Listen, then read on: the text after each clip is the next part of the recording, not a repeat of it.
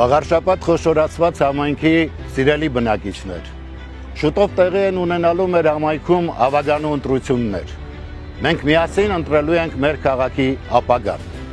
Մենք ունենք նման վիճակ, կամ երկրի հակառակ կողմից եկածները նորից գալու են խավարը որպես լույս ներկայացնել, պարտությունը որպես հաղթանակ ներկայացնել, անկումները ներկայացնել թռիչքներ, կամ մենք իրական հաղթանակներ ենք միասին ունենալու, մենք միասին կարողանալու ենք կերտել արժանապատիվ ապագա, մենք ցույց ենք տալու, որ հայը տերն է իր երկրի,